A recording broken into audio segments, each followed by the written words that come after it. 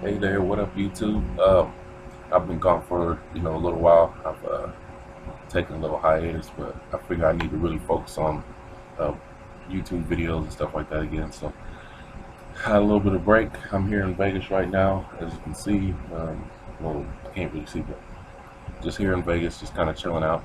I did a couple Q&As on my Facebook pages the last couple days, so I kind of wanted to bring um, what I have, through the Q&As, kind of bring that to you guys. Because the best way to get you all updated on information is, to actually be able to answer questions that you all have. So, I'm going to kind of go over some of the Q&As and kind of answer them as we go. So I'm just checking my phone just to see. Let's see. The first question: what's the fastest way to lose a tummy? Um, as I always tell people, I wish I could give you a magic potion and say, do these exercises, just work on your stomach, do your cardio. But that doesn't work. Scientifically, if you break down how the body metabolizes fat, it's just genetic. Unfortunately, it sucks, but it's just genetic. Uh, Wherever your body holds fat, it's generally the last place that it's going to burn the fat. And the tummy, unfortunately, is usually the last place that you lose weight for most people, unless you're just genetically predisposed to where you don't actually hold fat in that area. So now to answer that question, the best way of doing that is to burn the most calories. To do exercises that burn the most calories, along with a good, obviously healthy and nutritious diet. Um, some little tricks, kind of, you definitely want to stay away from sugars. Sugars really, really, really stick around the midsection, and people would say fats, but in today's society, we're more, they use sugar as almost a drug, so we're more predisposed to being able to eat excessive amounts of sugar. Our carb intake is ridiculous. Our sugar intake is ridiculous in today's society. So that's actually what we need to focus on more than just eliminate fat. We don't really eat that much fat in general. I guess some people do, but for the most part, we don't necessarily. So cut away from sugars, obviously increase water intake, eat more, do increase protein intake, um, and bring down carbohydrate intake. You don't want to completely eliminate, because carbs are extremely good for weight loss. So we just want to bring that down and make sure we're eating healthy carbs, like sweet potatoes or brown rices, quinoa, um, different things like that. So we just want to make sure we do that and increase our vegetables. As far as exercises, you want to do exercises that burn the most calories. So you want to work your larger muscle groups, because the more calories you burn, the faster you get there. Unfortunately, the reason I say abs aren't good is because abs are a small muscle group. They're not going to burn that many calories, so you're just crunching away all day. You're not burning that many calories, so you kind of, I won't say wasting time, but not being as effective as you could be. So I know that's a question that a lot of people have. So that's why I wanted to cover that a little bit more time. The next question is, what are good meals to focus on uh, to get those gains? High protein, obviously, is the first thing. Good carbs. Good carbs are essential for putting on lean muscle, so we don't want to eliminate those completely, but we want to make sure that they're the good type of carbs. Let's see. And oh, she asked how much protein exactly. About 1 gram per pound of body weight. So if you weigh, 150 pounds, you want 150 grams of protein. 200 grams of, if you weigh 200 pounds, you want 200 grams of carb or protein. So that's pretty much where you want to keep your protein. You want to keep protein high, carbs moderate, and healthy fats. You want to keep them, between low and moderate, but you do need healthy fats in order to burn fat. Um, let's see. So the next question is ways to control your appetite. Best way, I think, is a good filling breakfast. I've noticed with my clients, when they eat a good, nutritious, whole breakfast, that they're able to curb their hunger later on throughout the day, because it's not like they woke up, didn't eat anything, and then next thing you know, oh shoot, I gotta, you know, I've gone all day and I haven't eaten, and they just go home and bash. So if you had a good breakfast, if you've eaten your meals, every few hours, which is why it's important to keep snacks with you. Keep something in your system every few hours, and that way you won't be as hungry. You won't eat as much during main meals. There's not, I mean, there's products out there that say curb your appetite. It works for some people, but it's all mental. It just depends. The person has that in their brain to where it can be affected through a supplement. Some people it just doesn't work at all. You know, it just depends on person's how a person works mentally. Um, so yeah, very good breakfast, full breakfast, a lot of fiber. I like oatmeal for breakfast for a lot of people just because it helps sustain energy. Also, that's why one way I'm able to get a lot of people off of energy drinks is do like a big breakfast with oatmeal. So what energy drinks and pop. So that helps a lot. How's the next question? How can I shrink upper arms? Oh, like I say, overall strength training and toning. Um, for the arms, obviously you want to do your tricep exercise, your tricep extensions, your bicep curls. Um, but just in general, you know, overall toning is really is where the fat loss goes from toning the upper arms. But we do want to strength train because once we actually lose the weight, then that determines what our arms or any body part actually looks like once the weight has been lost. But yeah, tricep exercises, tricep extensions, tricep kickbacks, bicep curls, hammer curls. Um, you know, if you can do dips, you know, different things like that will help to tone the arms. So, what meals are suggested trying to lose the midsection? Like I talked about earlier, reducing sugar is the biggest problem. Sugar almost always goes straight to the midsection.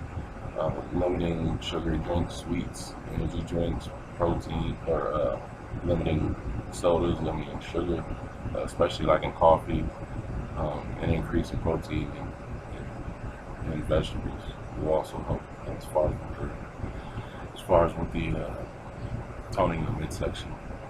So those things will definitely help. Let's see, next question: what's the best way to lose back fat and extra belly fat? Um, Again, can't necessarily target weight loss, but what we can do is work the muscle groups so that whenever we do actually lose the weight, that area looks really good and it's not just flabby and sick. Kind of like biggest loser, they do a whole lot of cardio and they end up just looking kind of sickly whenever they're done. Cardio is good, but we want to do it in moderation with strength training and with toning each area. Some real good exercises for the back though. Deadlift is the #1 exercise for the back. Pull up is a great exercise. So if you can't do a pull up, maybe assisted pull up in the assisted pull up machine. A lot of gyms have assisted pull up machines if you can't necessarily do them on your own. Rows are really good exercise with the dumbbell. You know, just look that up. Trying to think. Those are the main, like, you know, real big exercise. Of course, there's a lot of machines like lat pull down machine, which are in gyms, and just different row type machines are really good too for the back. So, like I said, once you actually lose the weight, all those strength training exercises will determine that you have a really nice figure once you get done. So that's how you help to tone the back. Let's see. What's a good way to tone fat in the inner thighs? A lot of different strength training exercises. Your squats, your lunges. I'd say stiff leg deadlifts are great for your legs. Your leg curl, leg extension, and like your leg press are really good. So again, once we lose the weight in general, the exercises that we've been doing will determine, you know, how we actually look. So that's how you tone the inner thighs. Let's see. Why I get dizzy when doing sit-ups? It's probably just from laying down, you know, the blood rushing to your head, and just from doing the movement. Maybe doing the movement a little bit too fast. Maybe we slow down a little bit, but maybe you just want to stick to doing some more standing core exercises. There are some. If you Google them, There's some standing core exercises. If just that type of movement doesn't work for you, just don't do it. I tell everybody that. If you there's an exercise or something that feels uncomfortable or hurts or is pain, do not do it. Just eliminate it, get rid of it. Don't do it until you can do it and it's comfortable, but definitely don't hurt yourself uh, or get sick or anything like that from doing any type of exercise. It's just not worth it. That one exercise can be replaced with something else. It's another really important tip. Find people trying to kill themselves. It's just not necessary. Let's see. Let's see. All right, I'm gonna go to the other live stream, March, and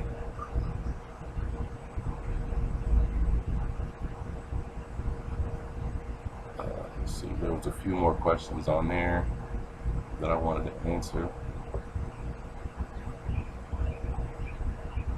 Okay. Cellulite on the inside portions of the legs. I got a few different girls that asked me about that. It's kind of basically how your body metabolizes fat. Unfortunately, what cellulite is deposits of fat that are up under the top layer of skin. So it creates the pockets, which end up looking like, obviously, cellulite. So, obviously we want to tone those areas, we want to strength train, and then just overall fat loss is just going to help with that. But yes, definitely strength training in those areas. If it's the inner thighs, you could probably do the adductor or abductor exercises, which help tone the thighs. Obviously, your squats, your lunges, your leg presses, stuff like that, and eating a healthy, nutritious diet definitely helps. So let's see. What if you consume sweets within 30 minutes? Or somebody said if you consume sweets within 30 minutes after working out, it doesn't negatively affect you. I think I know what they're trying to say is there's some of these diets where say you can eat candy or sugar or sweets or whatever right after a workout. What their ideology is with that theory is that it's a simple sugar. Your body metabolizes simple sugars really fast. After a workout, you do want to have simple sugars. So they're saying that, you can just eat candy right after.